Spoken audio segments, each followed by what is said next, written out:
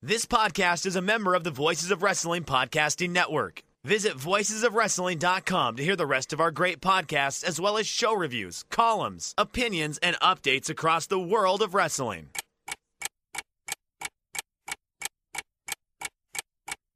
Welcome to Jumping Bomb Audio.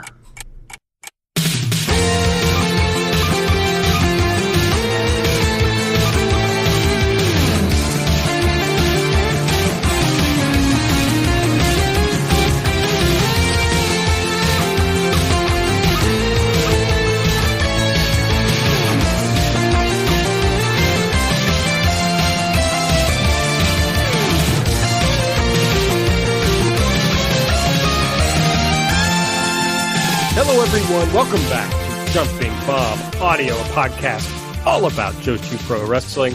I'm Aaron. I'm joined by Taylor. How's it going, Taylor? Hi, Happy New Year. It's our first episode after the New Year. And it also feels like, I know it isn't because it's the same exact timing we always do. It feels like it's been a while since we've had an episode. I don't know if that's because there's just a lot going on or what, but I'm glad to be back with you again in 2021. Well, a lot has happened since we last recorded. You know, I guess it was post-Christmas when we recorded, right? But there's been a new year. There's been, attempted insurrection. I mean, just lots going on in the world. Yeah. So, yeah, but glad to be back here and talk some Joshi with you. Yes, I would rather talk Joshi than really anything. So that's what we're going to do today. You can follow us on Twitter at JBombAudio. I'm at Aaron Like the Car. Taylor's at TayMainbo. You can subscribe to this podcast on any app that you use to listen to podcasts. So please do so you get these automatically when we release them. If you use the Apple Podcast app for your podcast, give us a 5-star rating and a review. Helps people find the show. You can also just please tell your friends about the show so they can jump into the beautiful world of Joshi. And if you want to donate to the show, give us a little thanks for the episodes, you can do that at redcircle.com/shows/jumping-bomb-audio. We are going to, on this show, talk about some news items. We've got our big reviews, the big shows we're going to talk about: the Tokyo Joshi Pro 1-4 show, the Ice Ribbon RibbonMania show from 12/31, and then, of course, all the normal stuff that we do, the Spark Notes. And we'll talk about some upcoming shows. But let's get started with, I guess, the biggest news item that's come out, or at least it's something, that we've talked about quite a bit on the show. So it's a good thing to circle back to. But apparently, Taylor, Kairi Hojo will not be appearing at Stardom's show at Nippon Budokan because, Dave Meltzer reports, she requested permission from WWE, and that permission was denied. So probably no Kairi Hojo. Yeah, I guess, when we got all the news that she would be the ambassador, or whatever her title was, for WWE in Japan, I guess that means they still have control over her whole career. Doesn't make sense to me, as most things that happen in WWE don't make sense to me. My first thought was, well, let's just say she says, well, I'm going to work the show anyway. I don't know if WWE is paying her very well to just sort of sit at home and do relatively nothing. And maybe you don't want to jeopardize an easy, good payday. But seems like to me that you could probably, she could work the show, because what is WWE's defense? Oh, you work for us. Well, yes, as an ambassador, not as a wrestler anymore. She's in a different country. I don't know. All seems silly, but sort of par for the course for WWE. Just taking the fun out of everything. Well, yeah, that's like the Brock Lesnar thing, right? When he originally went to work New Japan, and they said no, and he just did it anyway, and they had no response to that, basically. Because, yeah, not only is she not a wrestler, but even as a wrestler, she's considered an independent contractor under WWE's fraudulent scheme. So, the idea would be that she should be able to work elsewhere if it doesn't, otherwise interfere. So, yeah, they would have no, I don't believe. And, maybe as an ambassador, she's an actual employee, and that would, of course, change things. But, it'd be funny she is a pirate, right? So she should just work the show anyway and see what happens. Well, and I've never understood, I guess in the United States, if you were someone in the United States and you're this sort of independent contractor and you go and work somewhere else and WWE gets mad, there's at least, I guess, an argument to be made by WWE that it's, you work for this company and you're, doing harm because you're in the same country working for someone else, whereas I sort of get it. I don't really understand it in that case either, being an independent contractor, but I understand it more than being in a totally different country halfway across the world. And it's the other thing, if she is an employee of WWE as a quote unquote ambassador, that seems like it would make it easier for her to go wrestle, because she would be saying, well, it's not like I'm going to another company and doing this job. I'm doing something totally different, as a wrestler, because for WWE, I'm not a wrestler anymore. I'm an ambassador or whatever her, sort of inside official title is. So, it's all silly, but leave it to WWE to, take something that could be a lot of fun and ruin it. I'll just say from a legal perspective, there's no argument, even inside America, for her to go work somewhere else and them say no. If that were ever challenged by someone who was in that situation at that very time, I'd be stunned if they were not able to defeat WWE's independent contractor classification of employees. So yeah, it's even stranger. But yeah, the of some sort of employment contract could make that difficult. But I see what you're saying. She would still be doing a different type of job. So I don't know. Anyway, well, let me say this about, because this has been going around recently anyway, about anything Dave Meltzer reports on Stardom, you can assume that it comes directly from Rossy Ogawa. And you can assume then that it is in the light most favorable to Stardom. Anything that comes out in the Wrestling Observer newsletter is something that came from Rossy Ogawa to Fumi to Dave Meltzer. So that doesn't always mean it's true. In fact, I would say that it often does not mean that it's true, but it always means that it's what the company wants to be out there in the world. So, keep that in mind. Well, yeah, and I think that we've learned outside of the major companies of the world, WWE, AEW, New Japan, and things like that, Dave is often just getting whatever information he can get. I don't believe there's any, real vetting going on. I don't know that he's, and I'm talking about more than just Stardom in this case, although Stardom is included. I'm thinking about things like, Lucha, where he often, just goes and grabs whatever Cubs fan is doing, or, Dragon Gate stuff, which is often, taken from places. I don't know that there's any of sort of Dave's work in any of that information. It doesn't make it necessarily bad or wrong. Cubs fan, obviously, with Lucha is a great source if you're a fan of Lucha, but I wouldn't be surprised if someone, like Aaron said, he's just being told this information, and it's information to have and it's information to share. So it's just going out in the way that it is presented to him. Yes, I don't think Dave is primarily doing journalism in that way, of double sourcing and whatever. So that doesn't mean that it's not valuable. I think it's extremely valuable because it tells you something. You just have to know.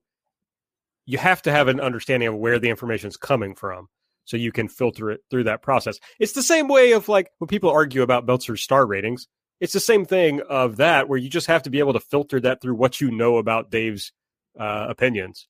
And so if you know what his sources are and therefore what their biases are, then, you can take those bits of news information and filter them in a way that makes them very valuable to you, I think. So anyway, I mean, this piece of news doesn't shock me in any way that WWE would, of course, Kyrie, when she first went back to Japan, was like, oh, I'll be able to work wherever I want to work. And so it's, that was funny, of course, but it's certainly not surprising that doesn't seem to be the case.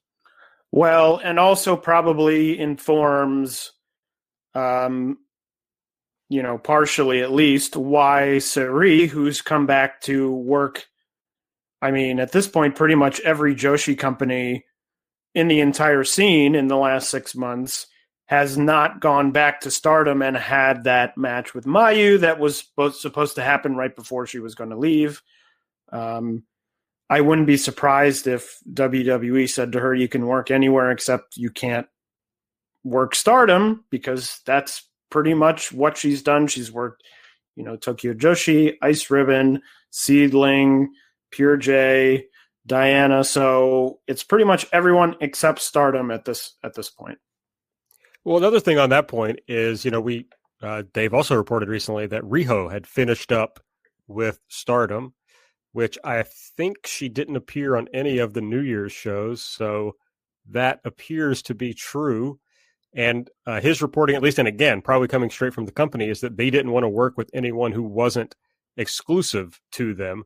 We know they signed people like Shuri to full contracts. So it's also perhaps possible that they're not working with Saori because obviously she's not going to be able to sign an exclusive contract with them. Well, yeah, I just wonder if that would have fallen under something like the Marvelous deal, where obviously the Marvelous people are not working with Stardom. Now, I don't know, maybe Stardom said to themselves, okay, it's 2021 and we're not working with Marvelous anymore. Because as we've seen in the last couple of years, they tend to work with Marvelous, and then Marvelous seemingly disappears off the radar until they return. Now, that also could be related to Budokan trying to get, someone like Chigusa on the show and doing her a solid before that show happens. So, yeah, it's an interesting. It's all interesting. It is. It's a wild world. We'll follow it through 2021, see where it goes. The first big show we want to talk about, let's move on over to that, is Tokyo Joshi Pro's January 4 show from Korakuen Hall. I guess let's start, Taylor, with your overall thoughts on the show. And within that, I should ask you this first. Did you watch the English commentary or the ABEMA, what am I looking for? Version of the show? Yeah, broadcast. I did. I watched the English version. I didn't even think to check ABEMA because I just went on Wrestle Universe because I'm so trained to, go there for new DDT and Tokyo Joshi shows. And it was the first thing that popped up. And I was more than happy to, because I actually did want to check it out. So I did watch the full show with the English commentary. What about you, Aaron? Yes, I also watched the English commentary. Like you, I just kind of think if I'm going to watch Tokyo Joshi, I go to Wrestle Universe. And also, I was just curious to see what it would be like with English commentary. So I wonder what were your overall thoughts on the show. But in that, I hope you'll include your thoughts on the commentary. Well, I guess I'll start with the commentary. And I will say, over my general sort of impression of it, was that I was very pleased with it. I don't know, or I guess I should say, some of this English commentary stuff with these Japanese promotions can be a bit hit and miss. I mean, even with something as big as, New Japan, when they were starting off, anyone who was watching those English broadcasts, remember that it was quite a lot of growing pains with them, with getting the right team, getting people who had a good flow or had good things to say or were helpful on commentary. And they tried a number of different people for the first, many months or even, first few years of having English commentary before they finally settled on the team they have now. So I was actually pleasantly surprised that I thought overall it was a very good English presentation. I think one big strength is, and especially with Tokyo Joshi, where there's a lot of talking in the ring, you have someone like Hyper Masao, whose matches are very heavy on sort of explanation and dialogue. And it was helpful to have someone on commentary who could, in the moment, translate that to the people watching. I think that's a hugely invaluable skill to have for someone on commentary. And I thought that they did very well getting, explaining who everyone was, talking about the matches. I guess if I had any drawbacks, there would probably only be two, one of which is that, some of it did come off at times sort of like reading, a list of facts. And I'm thinking of, especially at the beginning of matches, you have someone come out and you say, okay, this person is, Mizuki. And Mizuki, 2 years ago challenged for this title. And then 6 months ago challenged for this title. And then 4 months ago challenged for this. And it sort of in those moments felt a little bit like, I'm sort of reading off a list of facts instead of sort of letting, it sort of naturally flow. And the other sort of drawback that I had was I thought they all did very well, but in a 3-person booth as it was, it felt like they struggled to sort of define who was who in the, calling of matches and the discussion of matches,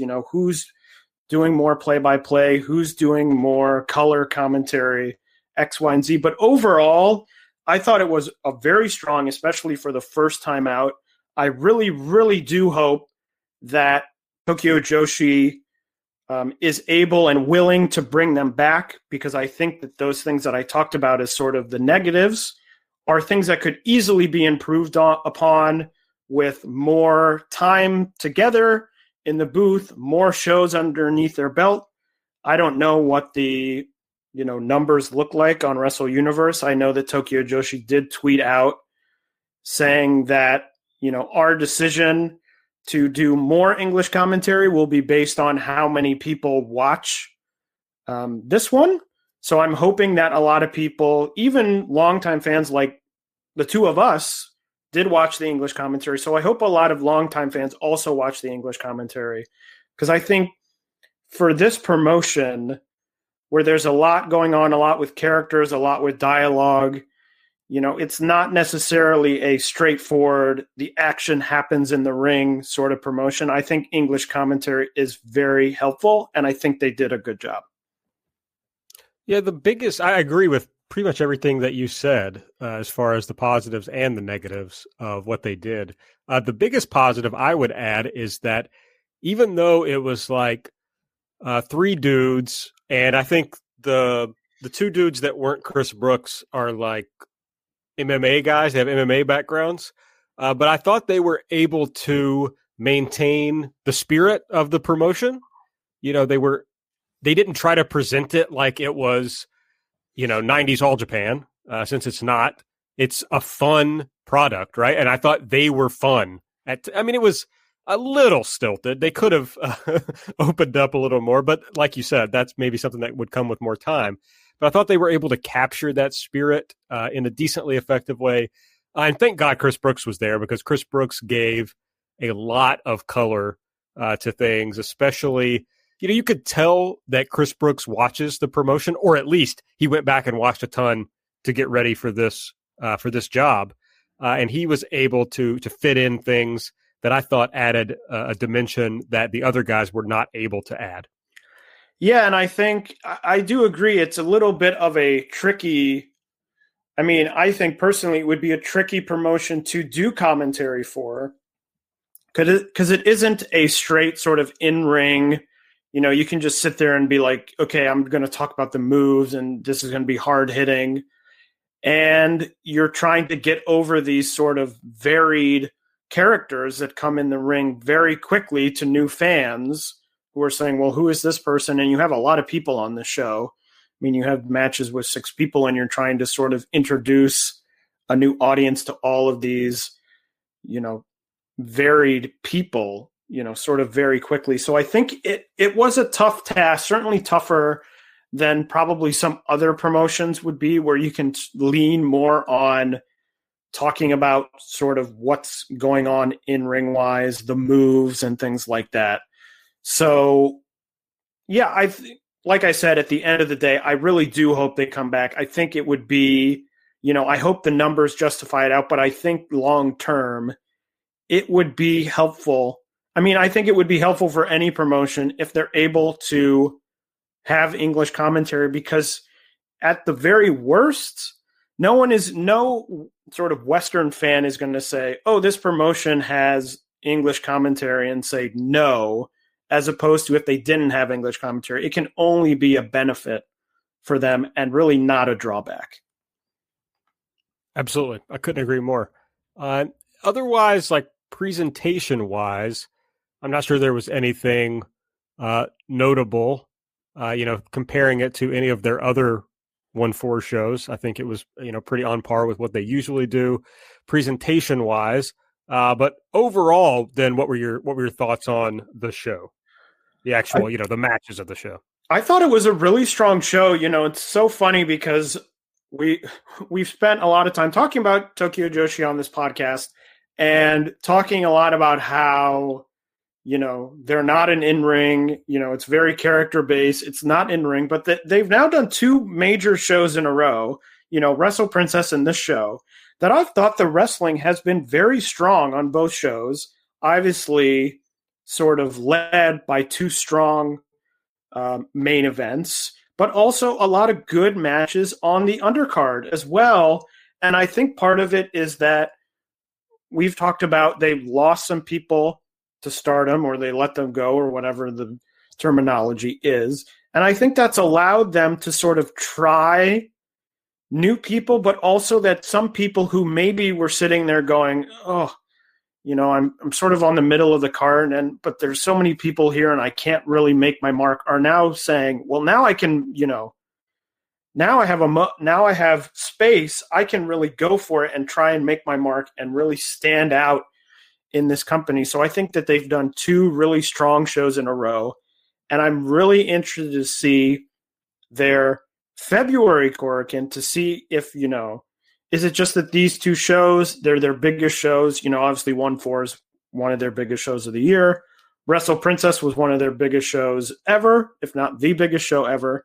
Was it just the case of they got, 2 shows in a row with big stakes and people really performed? Or is this really a slow and steady climb as this roster really improves in ring? Yeah, I do think it's interesting. We'll probably talk about this with some of the later matches on the card, but yeah, just seeing, it's always exciting. And maybe, even though the people that largely left from Tokyo Joshi weren't exactly, main eventers or anything, but when you open up spots and then you get to shuffle new people into different spots, it's always interesting to see how those people respond. Yuki Kamafuku, who I'm sure we'll talk about later, I think is a success story of like trying someone in a new spot and it just like absolutely taking and working really well. So it's just something that happens sometimes when you get to mix up the roster a little bit. So I agree with you that this was not only a strong in-ring show, but it showcased the growth that the company's had over the last year or so. All right, it kicked off with a debut. So we're adding a new person to the roster as Suzume defeated Arisu Endo. Honestly, I don't. Chris Brooks mentioned this on commentary also, but I didn't go back and watch every debut, but this felt like one of the best Tokyo Joshi debuts that they've ever had. Yeah, I think it was also largely helped by, and again, I didn't go back and research this, but I feel like a lot of more recent debuts have happened in 6-person tags, 8-person tags, sort of multi-person situations where you see someone for a little bit, maybe a minute or 2, then they tag out or they leave the ring, and then they maybe come in for a little bit more. I really enjoyed getting to see someone just sort of in a singles match, one-on-one, really see them as a performer as opposed to just sort of getting here's a little bit of them, a couple minutes.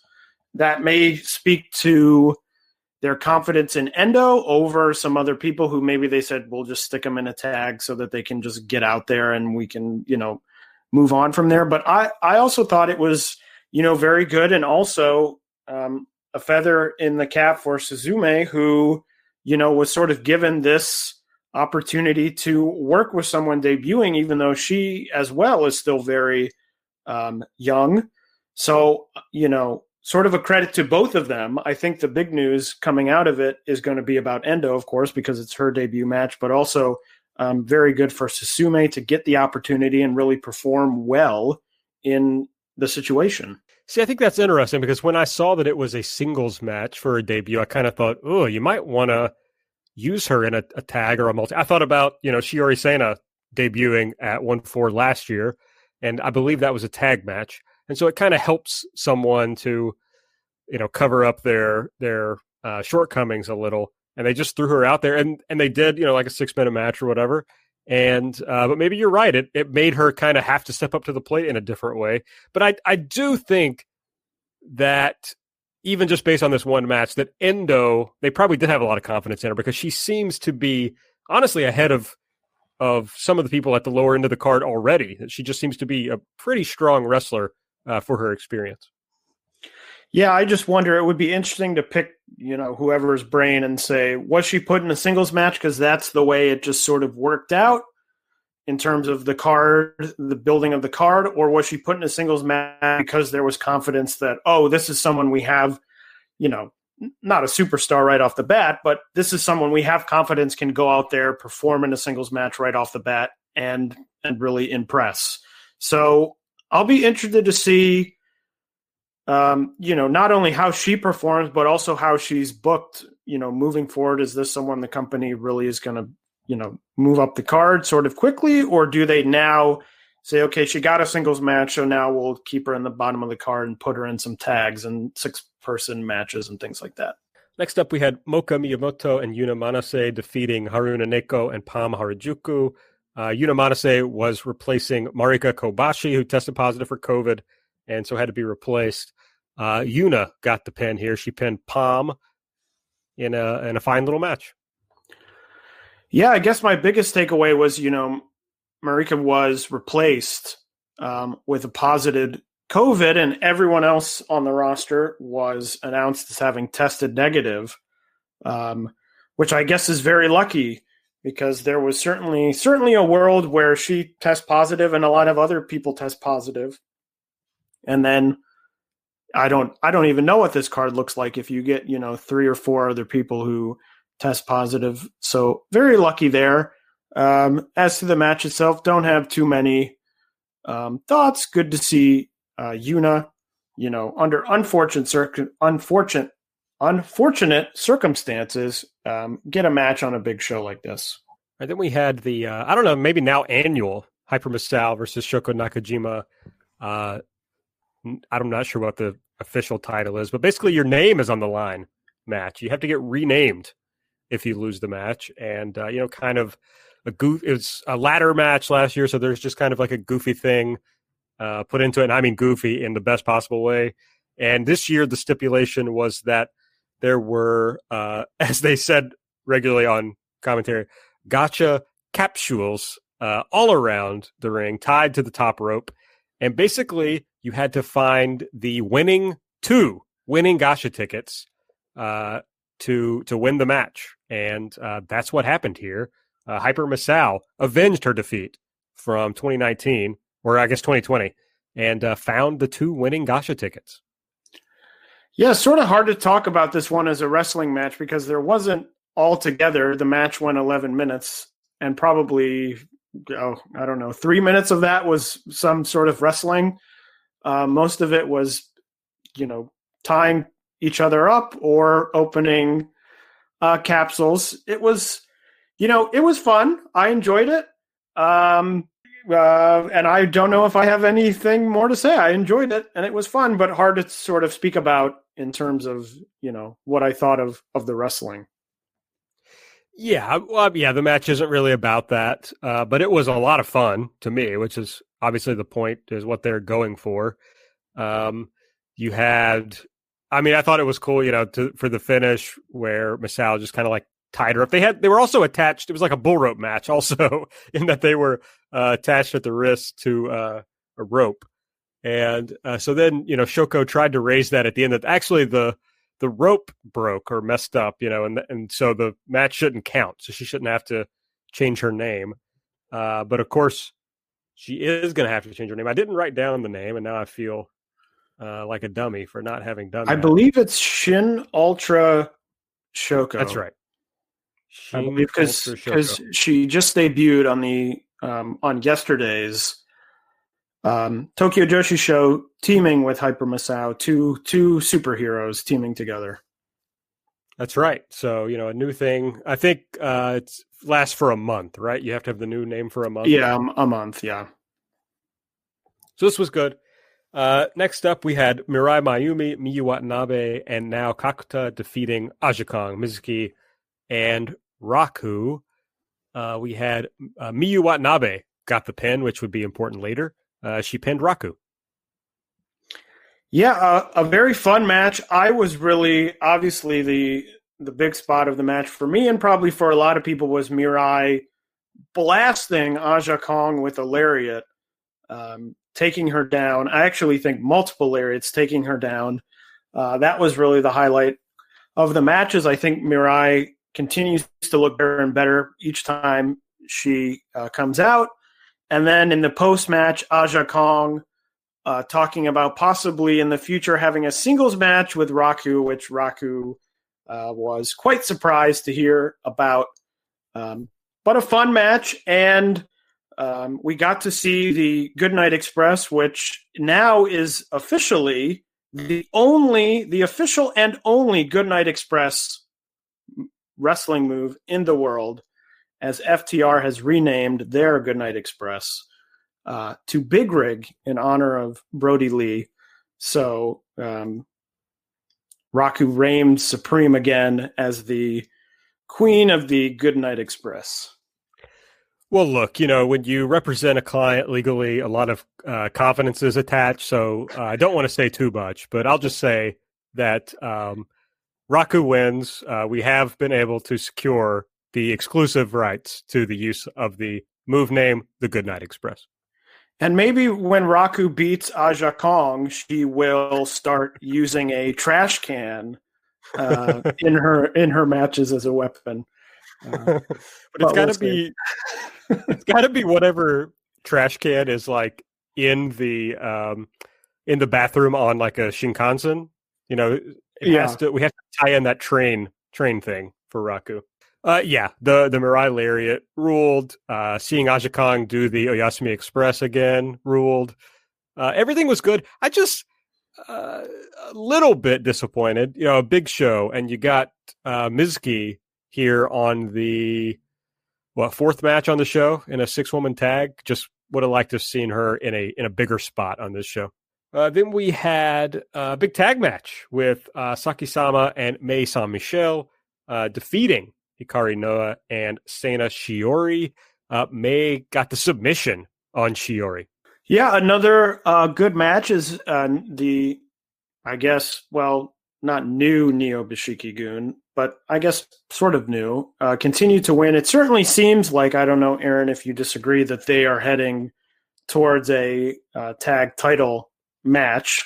It certainly would seem that way and would probably be a good idea. But, as I've said before, Mei San Michel, an excellent sort of pickup for Tokyo Joshi, exactly what they're looking for. A great character, but also a fantastic wrestler as well. So another match that I really enjoyed. I do agree that they seem to be going toward a tag title shot. Honestly, I was surprised they didn't come out after the title match to challenge. And as far as I know, that hasn't been announced yet as a match, but I expect that we will see that. Couldn't agree more about Mei. She kind of is the perfect fit for the promotion in a lot of ways, in that she immediately is able to do, the fun stuff. She immediately understands the spirit of the promotion and is already like really high level at doing that kind of stuff. But on the other hand, she's also a really good wrestler and probably, I don't know, one of the top 5 wrestlers in the company immediately upon being there. And I mean, just in ring, one of the top 5, I would say. And you're probably mad at me for just saying 5, if I had to guess. But that was probably, I liked this match a lot. We got to see Shiori Sena and you really get to capture, because it's 1 year from her debut, the progress that she's made in that year. The only downside to the match to me was just like, May is a great wrestler. I would have liked to seen her get to do a little more wrestling in the match, but hard to complain when she does like the great tray spot. I mean, she's so good at selling all that. So I don't want to complain too much, but that would be my only complaint about the match. Then we had Maki Ito versus Miyu Yamashita. Miyu got the win with a spinning kick that knocked Maki out. She was unable to answer the 10 count. Yeah, really interesting match. I really enjoyed this match. I thought it was really good. Maki Ito, someone who's come a very long way in terms of the in-ring work.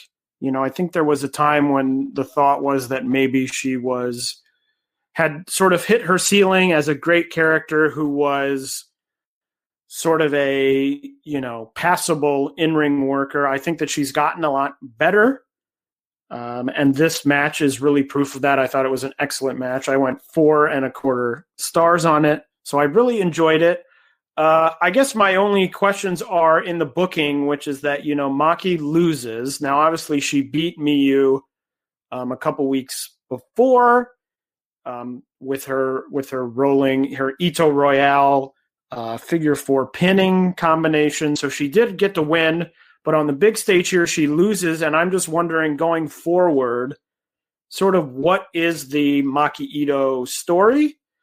We've had sort of for a while now the story of Ito, who is, very resilient and fighting hard, but seemingly can't get over the hump.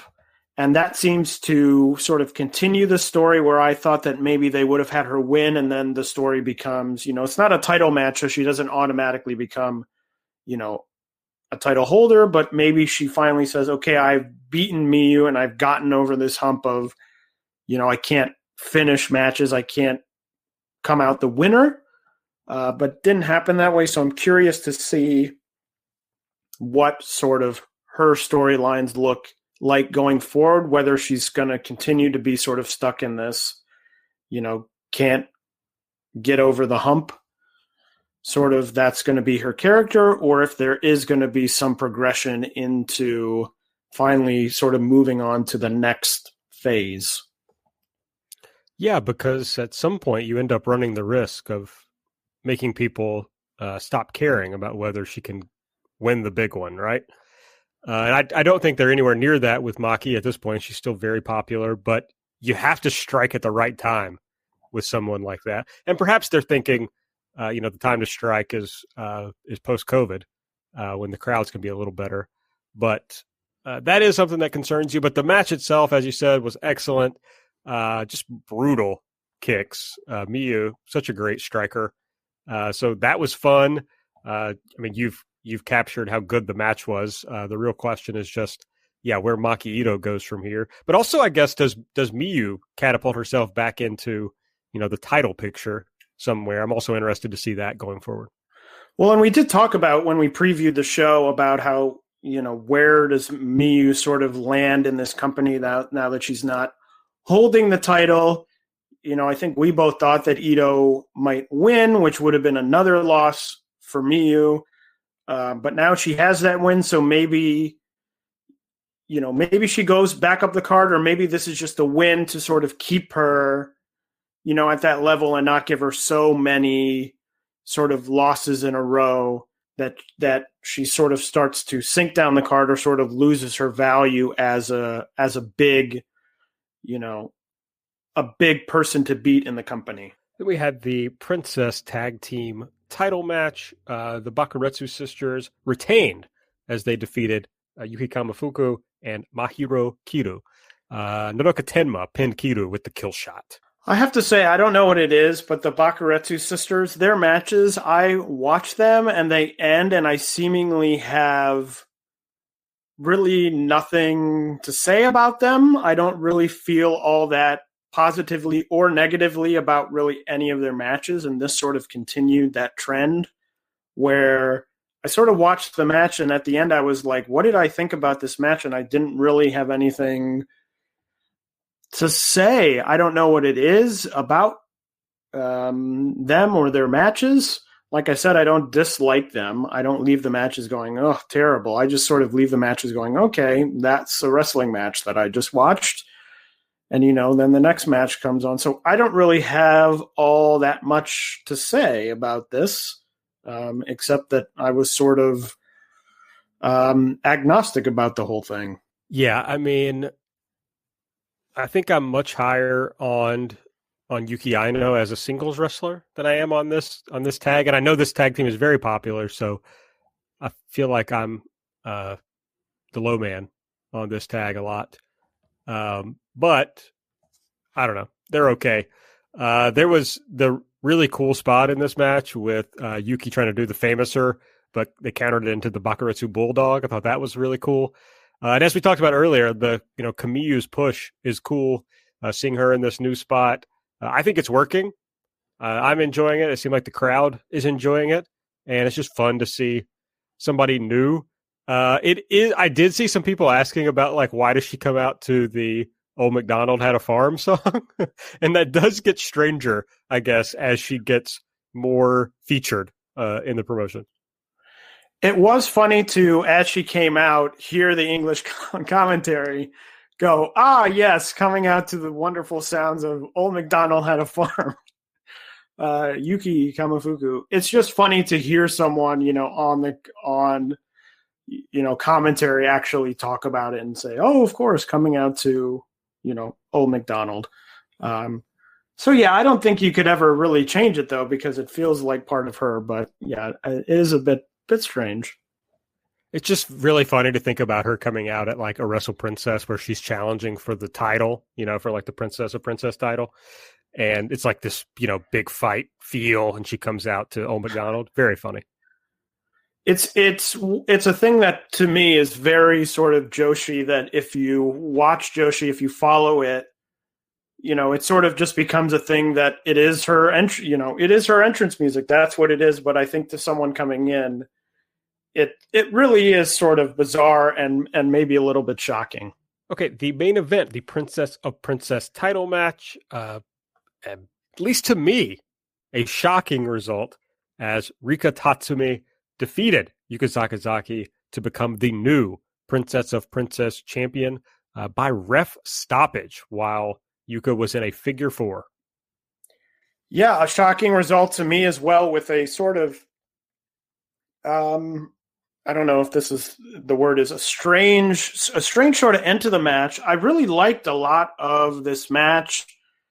I liked, it sort of started off with the leg work on Yuka that seemingly didn't work because it happened for a little bit, and then Yuka sort of shook it off, and it seemed like it wasn't going to be anything. And then late in the match, Yuka went to go hit that magical girl splash, came down on the leg, and it seemingly came back up again, which I thought was a really cool thing, where it wasn't sort of a consistent selling of the leg. And by consistent, I mean over a period of time, not that she was being inconsistent, but just that it wasn't sort of a prolonged selling of the leg, but it was that Rika had done the work early in the match, and it came back near the end of the match. They had the sequence with Rika doing those dragon screws in the ropes late in the match that looked really brutal and aggressive, which I really liked. I just found the end was just sort of it was just sort of strange to me, because she was in this figure four. Yuka was sort of moving around. There was some sort of movement where she was clearly attempting to get to the rope, or trying to get to the ropes to break the hold. She seemingly stopped for a minute, and then the match ended. And I also think it was not helped by that it was clear to me as well that the English commentary didn't know what really had happened either. That they said, oh, it's over. And in fact, Chris Brooks came on commentary after sort of the show had ended and Miyu came out and made her challenge and said, oh, by the way, I asked the ref and he said it was his decision to stop the match. There wasn't a tap. And so that I sort of just found a bit confusing. I guess part of it is maybe you have that out to say, well, Yuka didn't tap, so you don't have that sort of visible loss for her, but it just didn't seem, I understand booking a match with a ref stoppage. It just didn't seem in that moment to be something that realistically a ref would look at and say, oh, she can't continue.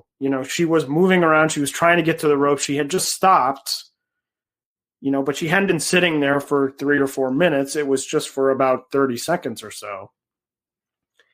But at the end of the day, I still really enjoyed the match. I thought it was really good. I was sort of torn because there was a moment when Rika was doing those dragon screws in the ropes that I was like, yeah, this is really great. This is really great. And then at the end, I sort of waffled. At first I said, oh, it's 4 1/4. And I wrote that down. And then I changed it to 4 1/2. And then I went back and changed it back to 4 1/4 because I was just, I think the end sort of just confused me enough that it took the match down a little bit for me. Yeah, it was interesting in that as you're watching the match, I kept thinking that Yuka Sakazaki was pretty clearly the better worker of the two, just on a different level than Rika.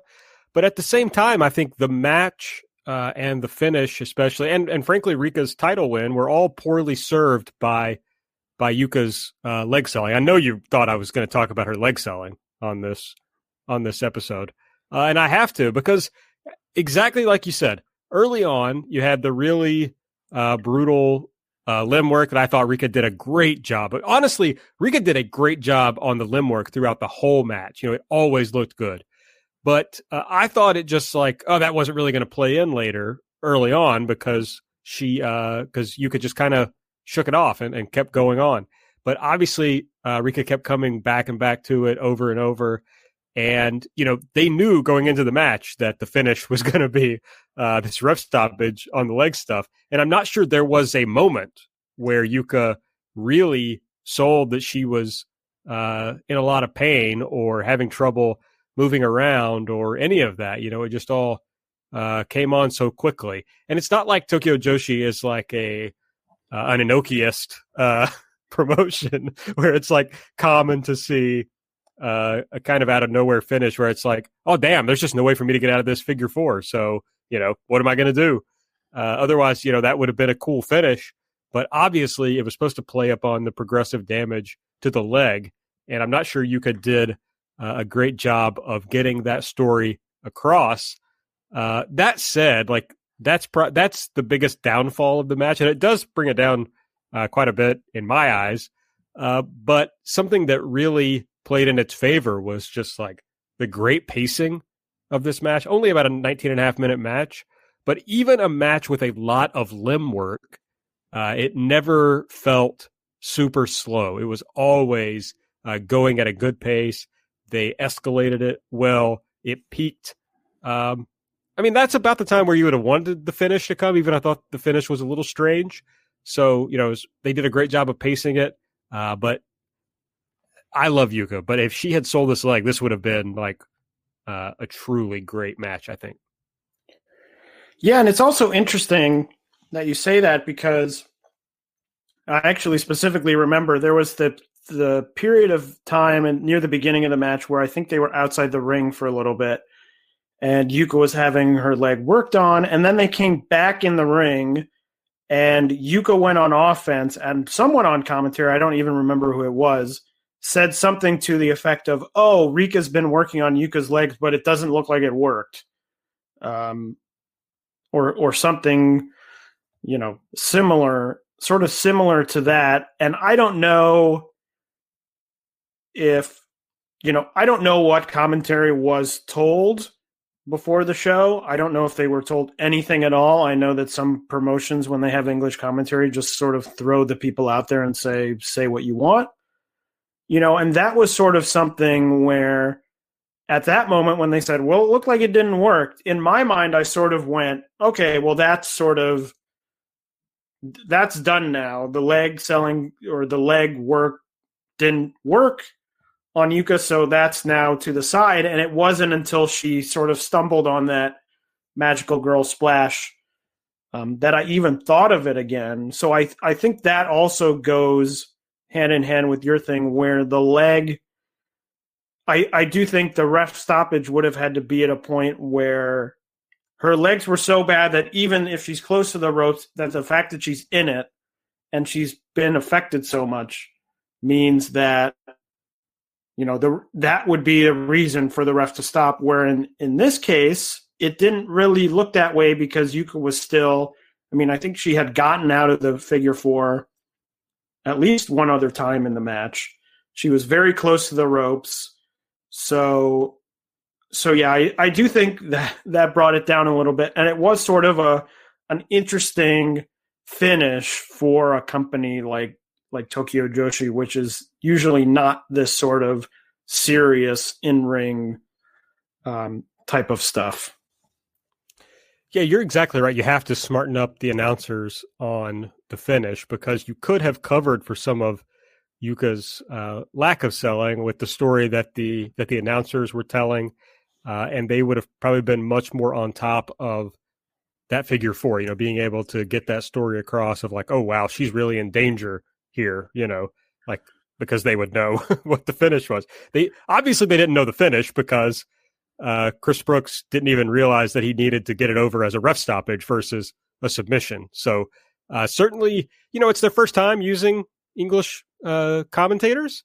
And, I don't know what percentage of their fans they anticipate listening on English commentary.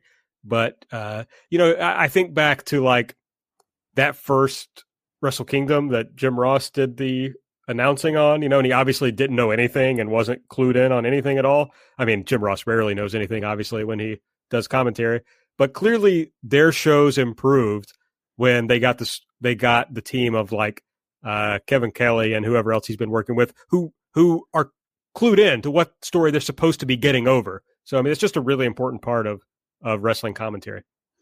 Well, yeah. And they didn't know. So I think in a way, the way that they called it, not knowing what the finish was going to be, not knowing that this is where they were leading, is actually the correct way to, sort of call the match. Because in that case, your job as commentary is to sort of cover for what's happening in the ring. Obviously, if you know what's going to happen, you should be trying to lead the viewer into whatever that would be. And if they would have known, they could have talked about, oh, her leg is being worked on. But if they don't know and you see someone and all of a sudden they're not selling a leg, your job as commentator is to say, well, it looked like it didn't have an effect, because that then covers and explains to the viewer why all of a sudden this thing that we've just seen for 5 minutes, this leg work, what's going on? I thought she just had her leg work on. Well, it looked like it didn't really work. It wasn't all that effective. So it isn't a criticism of the commentary team, and I don't mean it to sound that way. It is the correct thing to do in the case where they didn't know that this was all leading to the match getting stopped because her legs were so injured. No, I completely agree. They did it the right way. It's just unfortunate that they weren't smartened up to the finish. Let's talk about Rika Tatsumi as the champion. I think we were both surprised that she won. But do you have any thoughts about, I guess, A, her as champion, or B, where this might be going? I really don't know where it's going because I was very surprised by the result. It's not a totally out of left field thing. I think Rika I think probably most people would probably agree that she's near the top, probably not at the top of the company in terms of ring work, but she's at least near the top. She's sort of in that top group, Yuka, Miyu, I think Rika is one. They had that sort of 5-way match that Rika won to get this opportunity. And that was sort of the 5 big people in the company. So it isn't a total, it isn't someone who's been in the mid card their whole life winning the title. I don't really know, and maybe this will become clear as, we see some more title matches with her as champion, sort of what the story is, because I don't know. The other part of this is that Mizuki losing to Yuka, some of the thought there for me at least was, well, they really like Yuka as champion. They really want her to be champion, but obviously now that isn't the case, because Rika beat her. So it's just a thing where I don't think it's a negative thing, but I don't quite yet clearly see what this sort of story is of sort of all of these individual decisions haven't all come together for me as like, oh, the story they're telling is this. Miyu Watanabe is going to be the next challenger at their February 11 show. I certainly don't expect Miyu to win. She doesn't feel like she's quite on that level yet. I don't know. An interesting thing to me, I think, is the idea of Mizuki somehow beating Rika for the title, and then Yuka has to win the Princess Cup to like get another shot at the title. That's kind of a fun story to me, I think. But, I have no idea. I like you, I don't really have a good sense of where it's going just yet. Yeah, and maybe part of it is that now all of a sudden, neither of us thought she was winning, and now every match, you say, well, Miyu's probably not going to win, but I don't know. Maybe she does, because we've just seen we didn't think Rika was going to win, and she did. So, there is value also to that, to not sort of having a champion that just sort of goes along and says, okay, you're out, you're out, you're out, and then getting to, the one person where they really build it up and you say, oh, this is probably the person who's going to beat them. So there is, separate value in that, separate from whatever, the story is they're going to tell with her. But yeah, certainly not someone I'm sitting here and going, oh boy, this might be iffy. I think she'll probably have good matches, good title matches with whoever she faces. I think the match with Miyu will be very good. And we will see a lot of sort of interesting questions now moving forward, as we talked about. They have more Korakuens this year, Tokyo Joshi does. Seeing how they fill those, seeing how the shows go, how people do in ring, and now this sort of new top title reign. A lot of interesting questions to be answered in 2021. All right. Well, should we move on then to the next show we're going to talk about, the Ice Ribbon RibbonMania show? Let's do it. Okay, this one's a little older, so we'll probably not go as long as we did talking about the Tokyo Joshi Pro show, but we want to get to it anyway. So we had the joint army team of Bani Oikawa. I'm never really sure how to pronounce that. Oikawa, that's what I'm going to go with. Matsuya Uno, Rina Shingaki, Tei Hanma. They defeated Miku Aono, Ram Kaicho, Sasuke Totoro, and Yappy. Uno tapped out Ram Kaicho. Yeah, and they actually this week announced the Ice Ribbon Awards for 2020, and Joint Army, I'm trying to remember what the name of the award was, but won sort of a special award as a group. And I think that they had, obviously they lost their leader in Shuri, who went to Stardom. But I think that this has been a really fun unit for Ice Ribbon. It's sort of different than what a lot of the rest of the roster is doing with this sort of more submission-based style. This was sort of a short, quick opener, get some people on their big end-of-the-year card. But just got to shout out Joint Army, who I think have been really great. Shout out to Joint Army. The thing I really liked from this was that spot where Tai Hama was on the top turnbuckle and they threw someone into her and she just like immediately turned it into a cross arm breaker. It's just like a fun Tai Hanma spot. That's all. Yuki Mashiro in the second match. Yuki Mashiro defeated now Ishikawa, rolled her up for another fun little match, I thought. Yeah, it certainly seems like Yuki is growing a following, certainly with the gotcha belt that she has. And so it'll be interesting to see if that translates, obviously beating now, who debuted, sort of is her elder, barely. So interesting to see Yuki get the win here, but it could be a case of they've seen that she's sort of made this connection with the crowd, which of course is always important in wrestling, and seeing where they go with her. So, we will see. Could just be, they have their two younger wrestlers in and they got to give one the win, so they give it to Yuki, but who knows? Then we had Hamako Hoshi, Nanae Takahashi, and Tsukasa Fujimoto defeating Ibuki Hoshi, Rina Yamashita, and Tsukushi Haruka. Yeah, I thought this match was really, really great, and I thought that this sort of kicked off it's hard to say after only two matches, before it, but sort of kicked off the big second half of the card, which I thought was really strong. I think Ibuki Hoshi is, we spent a lot of time in the sort of wrapping up 2020, talking about who could sort of break out in 2021. And I actually think Ibuki Hoshi is someone who definitely could. This match was really great.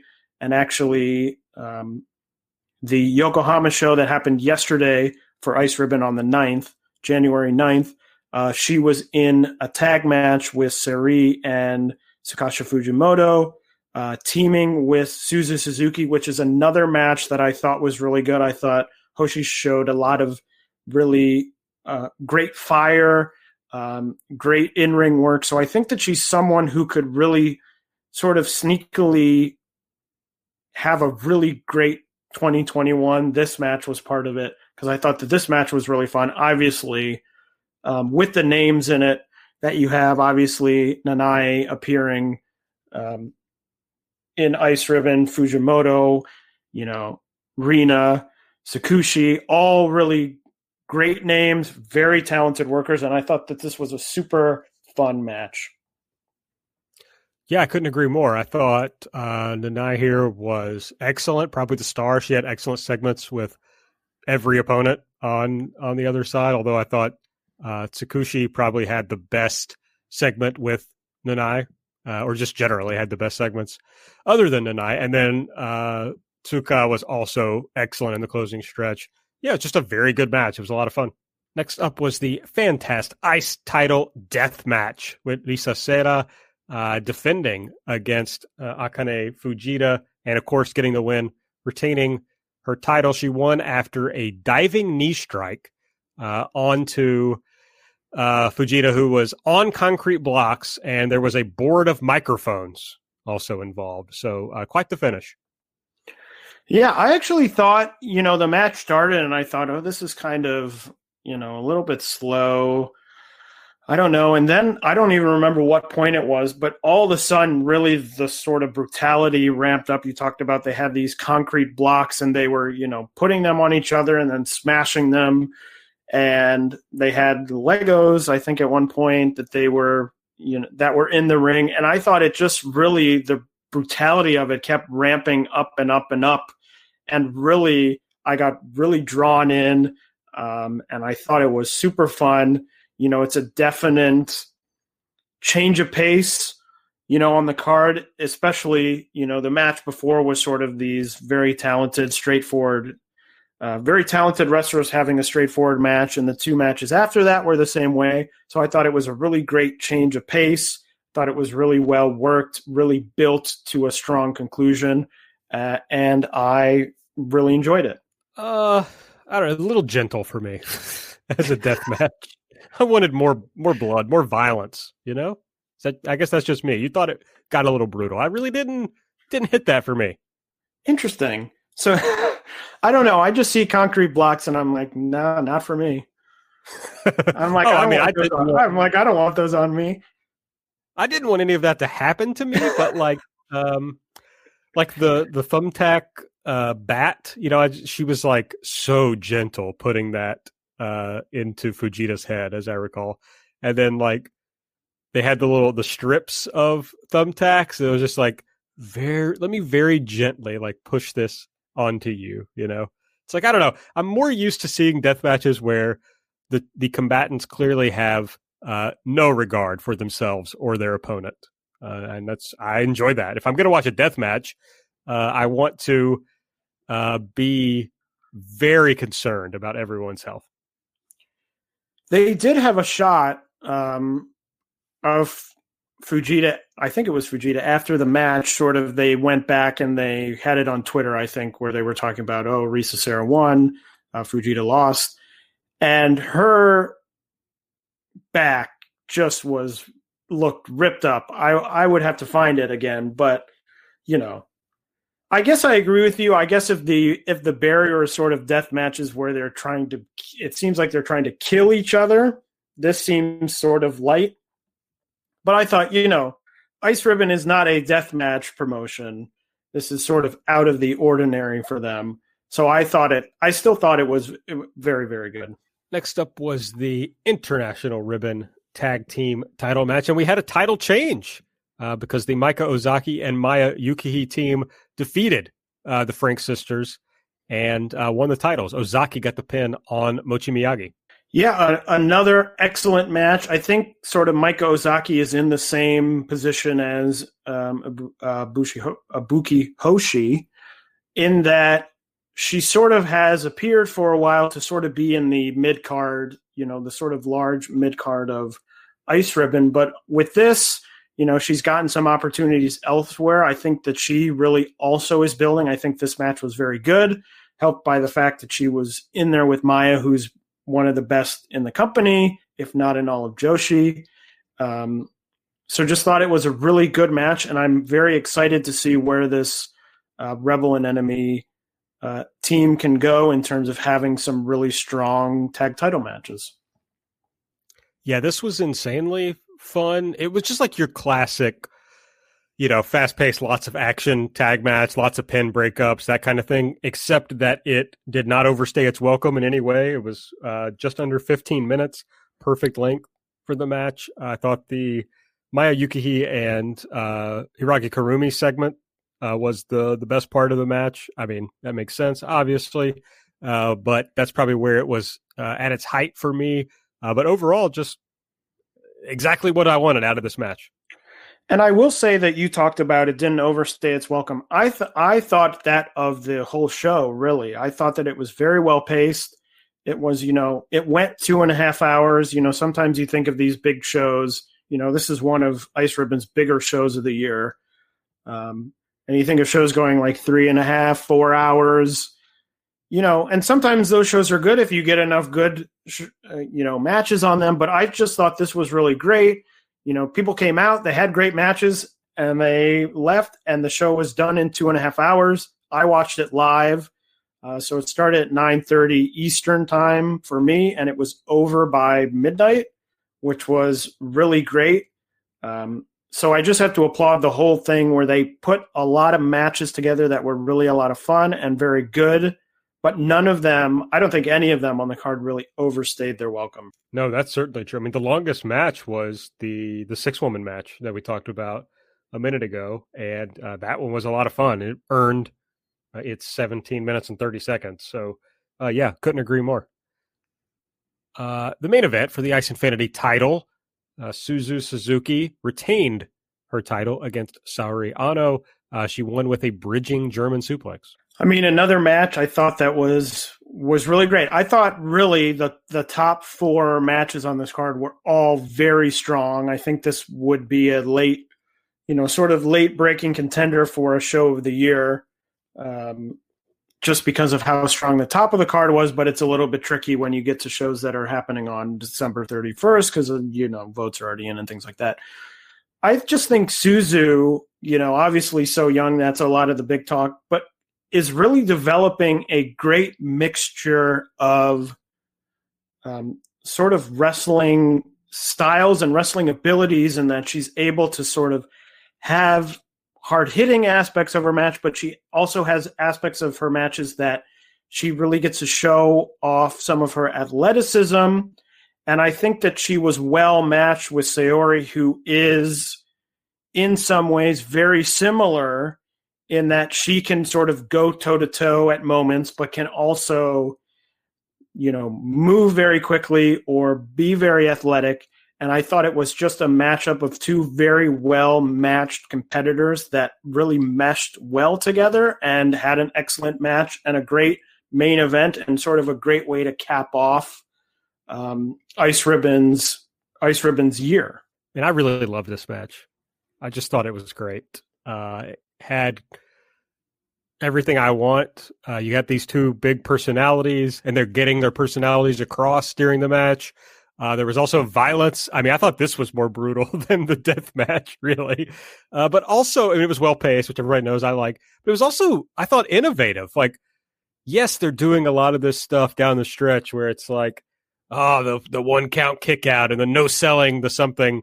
But a lot of these moves and pins that they tried to do, I thought were very innovative, very fresh. You know, like, and not that they don't do these things with some regularity, but the way they put it all together, you know, you had Suzu doing the Matrix, like, what's that called? Where you like bend over backwards or whatever. You know what I mean? Backbend. That sounds good. To duck, you know, that Inzaguri or whatever that Saori Anou was throwing at her. I loved that. That Anou thing where she did like I have no idea what this move is called, but it's like a cattle mutilation and like a straitjacket type hold. You know what I'm talking about? Yes, I don't know what it's called. Well, that was sick. Like that was just a move that I really loved. They did a lot of that. I thought the finish, I think they did so much cool stuff, and they did it at such a great pace that the bridging German to finish it off felt a little flat, and just the way that it was built up to it. But other than that, that's like the only very minor flaw I can find in this match. And Saori has just quickly become one of my very favorites in the world. That's it. That's all I have to say about this Ice Ribbon show. Great. Yeah, great show. Right, Aaron? It was. It was an excellent show. What do you think of the whole show? Yeah, excellent show. It was an excellent show. And I will conclude by saying it is you do have to purchase it on the Ice Ribbon Nico. You don't have to be subscribed. And I believe that you can buy it, watch it on demand through January 21st. I believe that's still the case. So there is still time. You know, if you heard us talk about it and you want to see the show, there is time to go on the Ice Ribbon Nico and purchase it and watch it for at least another week and a half, I believe. So definitely definitely has my recommendation to go and check that out. Okay, well, those are the big shows that we wanted to talk about. Let's get into the Spark Notes section. Taylor, talk about some other shows that happened over the past couple of weeks. Yeah, so So Stardom had some shows on the first few days of the year, the 2nd, 3rd, and 4th. I guess the reason why I might have said Seedling is that, Aaron, I don't know if maybe I missed something. I was not on some days, you know, over as we crossed over into 2021. I was not on Twitter a lot. Has there been any follow-up to Yoshiko and Nanai appearing at the Korakuen? Not that I'm aware of. I haven't seen anything. Okay. I haven't seen anything either. I was just wondering whether it just seems very odd to, you know, sort of have this big moment, obviously a moment that had a lot of people talking, including sort of outside the world of Joshi or Stardom fans talking about this event. And now for the last 2 weeks or so, there really they haven't followed it up with anything. Now, I don't know if that's coming up on their next Korakuen or what the plan is, but you would think that they maybe would have, you know, had some sort of promo that they could have put out or something like that, because it felt like it was very hot. It was sort of a big deal. And now all of a sudden they're just sort of like, well, business as usual, because these shows on the 2nd, 3rd, and 4th, there wasn't really all too much to them. In my mind. Yeah, but that's just it's what they have done in the past few years with these shows, just like your regular old house shows. So, you know, probably they booked these assuming more people would be able to come to them. You know, it's like an easy way to sell tickets because everybody's on holiday. But yeah, not usually anything super newsworthy out of these shows. Yeah, it was just interesting to me. So not too much going on currently in Stardom. Oz has run 2 shows. They ran their end of the year show where the Mission K4 team of Kaho Kobayashi and Kekaru Sakaguchi beat the other Mission K4 team of Akino and Sonoko Kado to win the tag team title. So they are the new tag champions.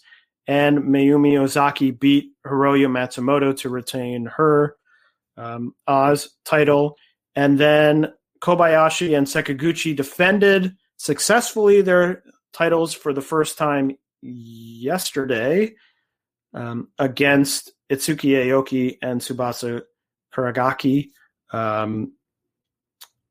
Neither of those shows have made tape. I don't know if either of them will make tape. Sometimes these Oz shows do show up later on in time, and I would assume that with 2 title matches that 12:30 show might appear somewhere, but it has not yet.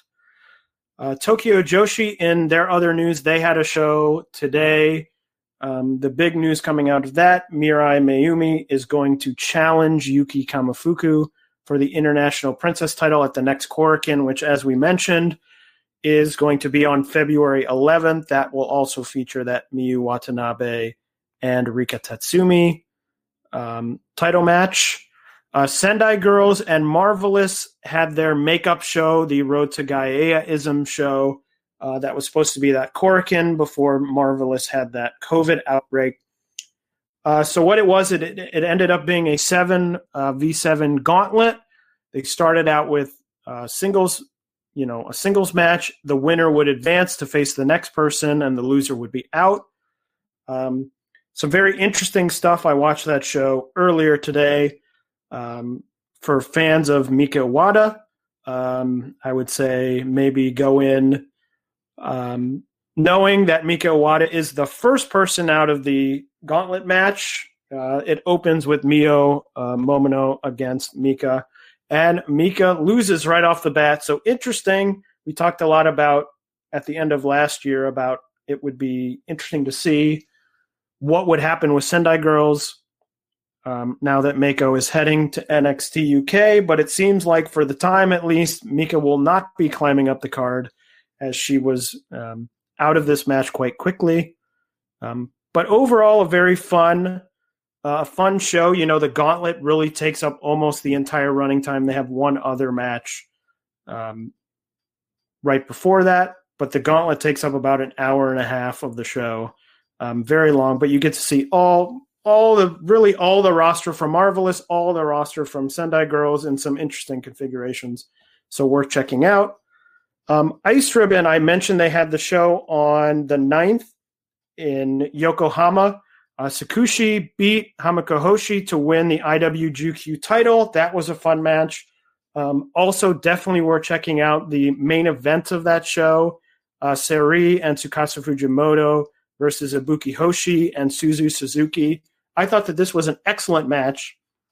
I think Saori, only wrestled about 6 months last year, but she still ended up in my, calculations as pretty close to sort of a Wrestler of the Year candidate, which is pretty amazing considering she only wrestled about half the year.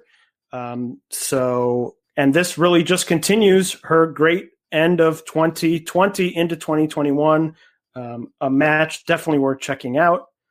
In Actress Girls, the only news there, Maika Ozaki and Tei Hanma advanced to the tag title finals. They won their tag title tournament semifinal match. Wave had a show on January 1st that featured Sakura Hirota versus Makoto Shindo for the Regina de Wave. Hirota came away victorious, so she retains that title and will continue as champion.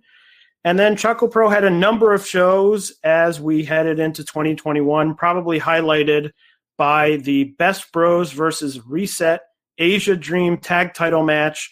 That is one definitely worth going out of your way to check out. It was, I believe, on Choco Pro 76.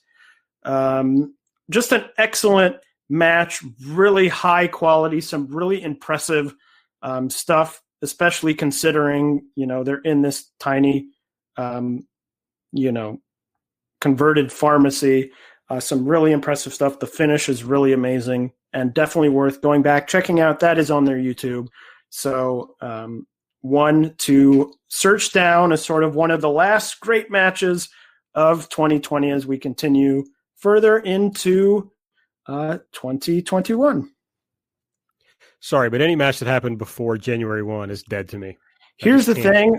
I am the same way because a lot of things, Wave had the show on December 27th, which happened just before we recorded our last show, which featured Hirota winning the title, but also had a Dash Chizako hardcore match, which has been getting really great reviews, as Wave just posted it.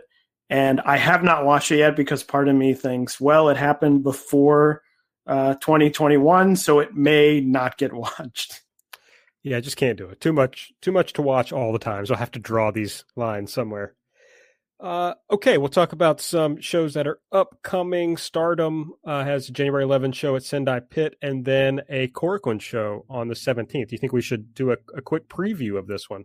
Yeah, let's run down the Korakuen show. Well, as is customary for their recent shows, they're going to kick it off with a Future of Stardom title with Sayaida versus Sayaka Unagi. I'm not sure I even had in my mind at this point that Unagi was under 3 years of wrestling experience. She's 30, right? Yeah, I didn't either. I'm trying to remember if I even remember her debut in Tokyo Joshi, but obviously I don't because I, didn't know she was under 3 years. So she apparently debuted January 4th, 2019. Wait, January 4th, 2019? Yeah, she's under 2 years. At the show that you were at? No, I was at... Oh, 2020. You were there 2020. Oh, gosh. Yeah. I was like, 2019, that was last year. Last year was 2 years ago.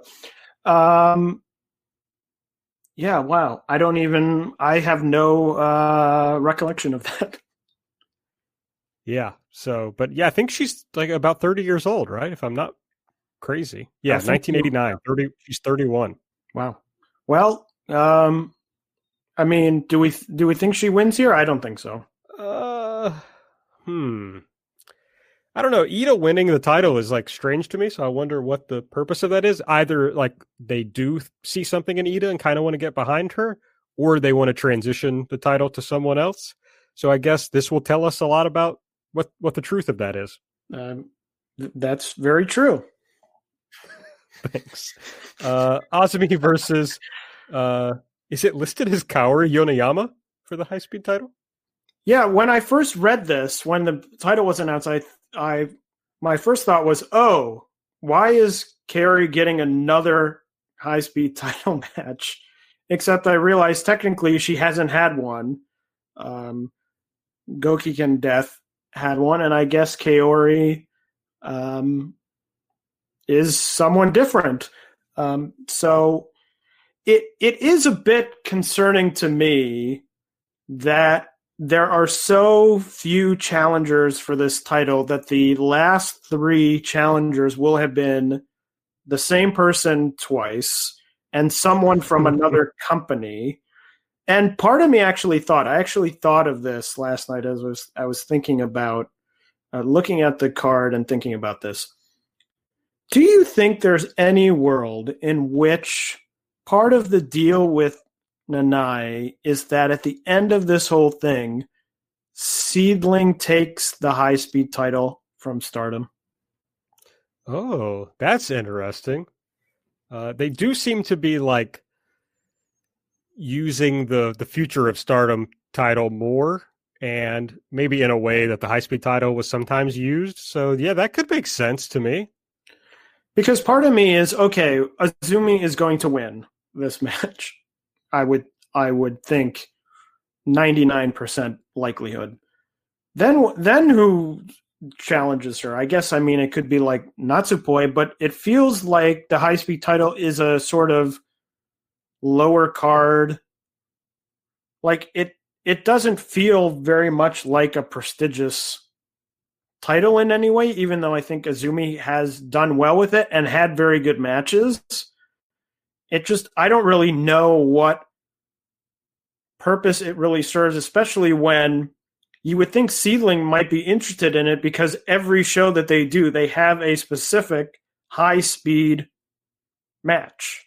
They already sort of have that division built and are doing something with something that is specifically high speed, whereas in Stardom, high speed has just sort of become, well, these people are sort of fast, I guess.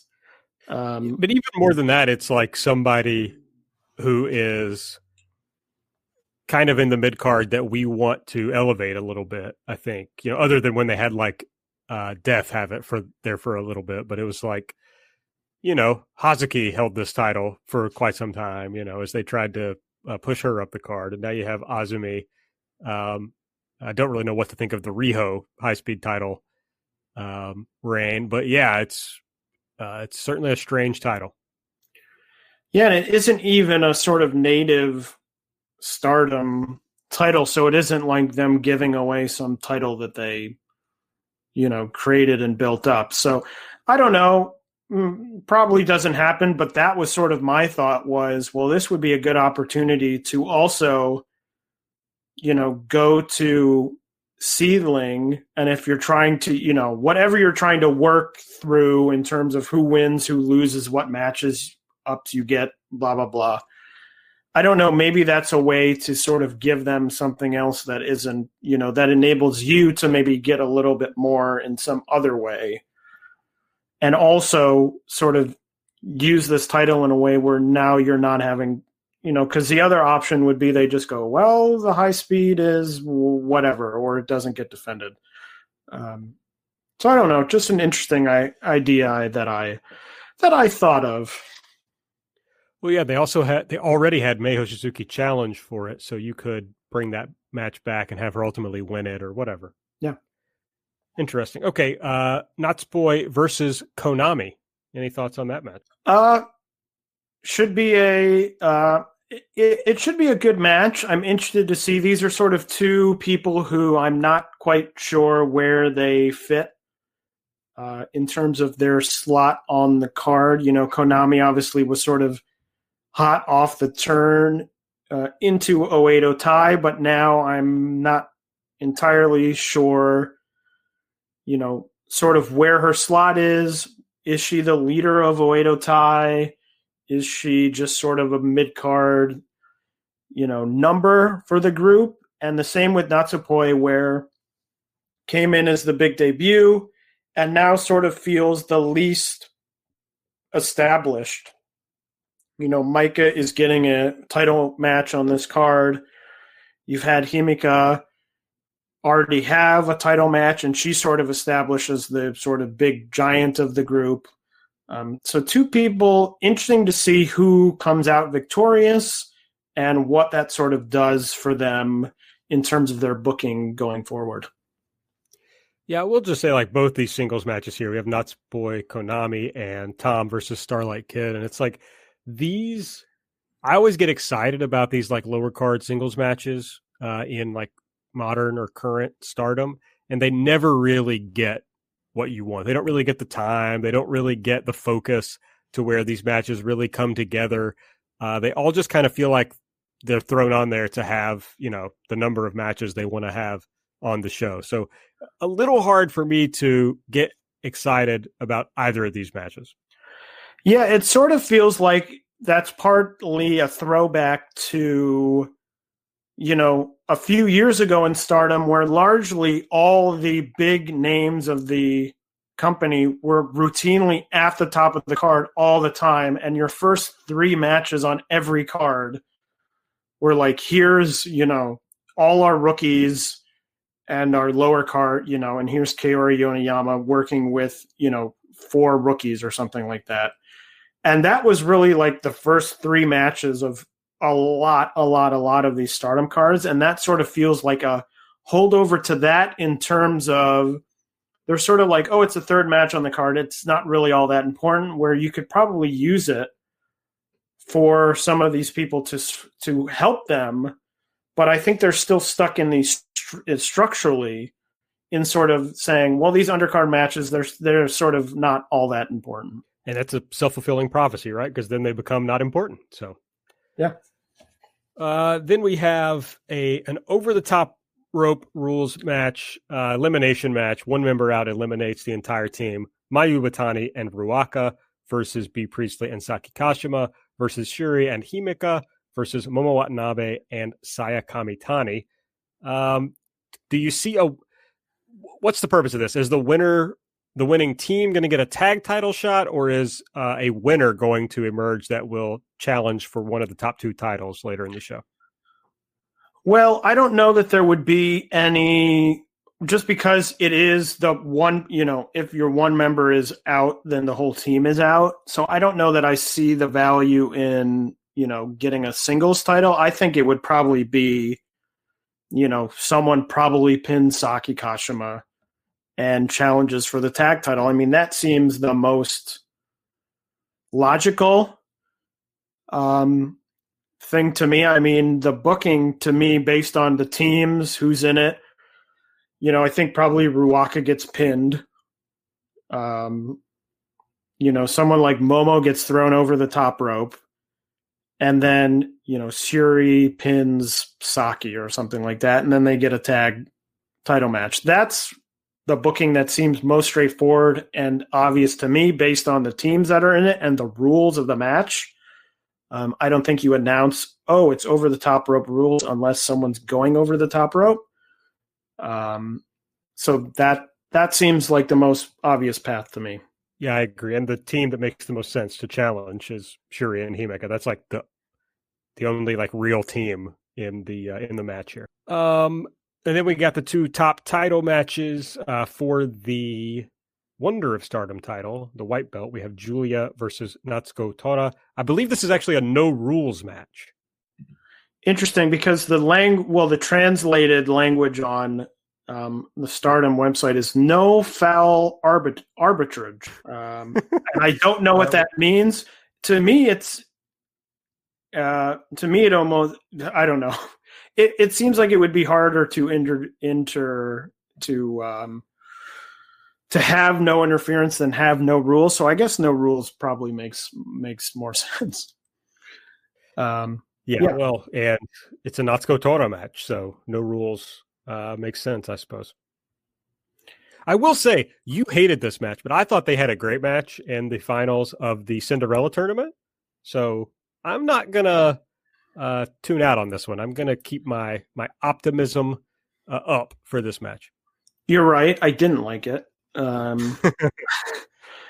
don't know. I just think, seeing that if it is no rules, I just think that this is going to be sort of like a budget Oz Academy style, Oedo Tai is going to be in the ring the whole time.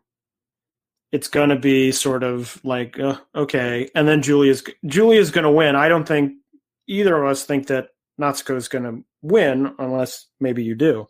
No, I do not believe that. Okay. This isn't a giveaway, but I think on the next show, Natsuko is opening the show facing Ruaka. Now, I guess she could win the title, and that would be an easy victory to give her. But it seems very unlikely that they would take the title off of Julia at this point. Though Natsuko did get a pinfall over Julia in an elimination match on one of the 1-2 show. Although that seems even more to me, that seems more in the favor of she's not going to win, because then she sort of has that, I did pin you. So then when Julia pins her, it's sort of, well, now, we're even, I beat you in the singles match. Yeah, I hate that kind of booking too. I just think it's so pointless, but no one asked me, I suppose. The main event, the red title, Utami Hayashishita defending against Maika. I don't think there's any chance of Maika winning, but they've had some matches that I really like, so I anticipate this being another good match.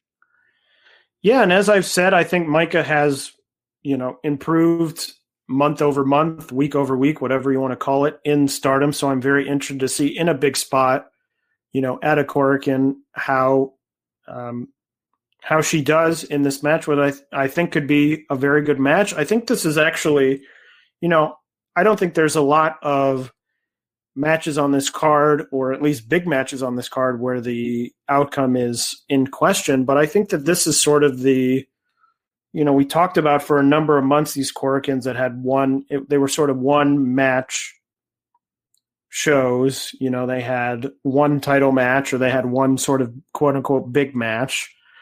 And I think that this is more the type of card that I think of for drawing at Korakuen. A number of title matches, a number of big matches, the singles matches even down the card. They might not get the time they deserve, but they're at least feel sort of big. But this is sort of this is the type of card that I expect from Korakuen. Even if they are running bigger venues, they can still run the bigger matches here while also running meaningful matches that might not have very surprising outcomes, but they're still meaningful matches at Korakuen to draw people in. And I think, if I read this correctly, I think that the Korakuen has already sold out, after the announcement of this card. So that seems to point to that people are interested in this, a sort of bigger card than they have had at Korakuen in a number of months.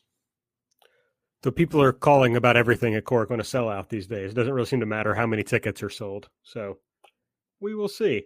They'll also be at 81 Osaka Arena 2 for a doubleheader on the 24th. What else is going on in the next couple of weeks, Taylor?